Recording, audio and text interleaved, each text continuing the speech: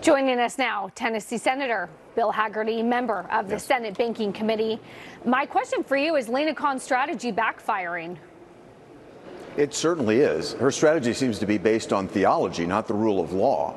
And I think this court, again, a Biden-appointed judge, has turned this action down. I think what we're seeing is an agency that's well beyond its remit.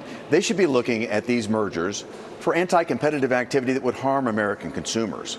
In fact, they're looking for anything but that. That just seemed to be against any type of consolidation. It's so bad, in fact, that I recently had to file an amicus brief in a similar case with the FTC, where they are actually blocking a merger that would increase the production of cancer detection tests that would save lives in America. They're literally against that. It makes no sense. We need to rein in this theology and get them back to the rule of law. Well, Senator, she's an Elizabeth Warren acolyte, your colleague.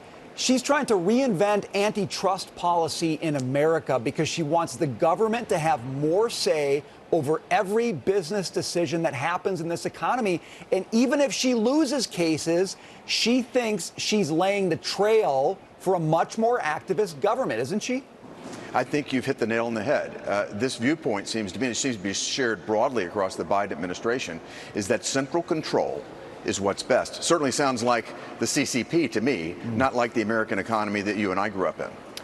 Senator, if I may bring up this story, Microsoft confirming that Chinese hackers have targeted Commerce Secretary Gina Raimondo and other top U.S. officials, their email accounts. You've been calling for an inquiry into Chinese surveillance on American soil. Some reading this story today, you can imagine the thought bubble, for example, over my head because of the irony involved here.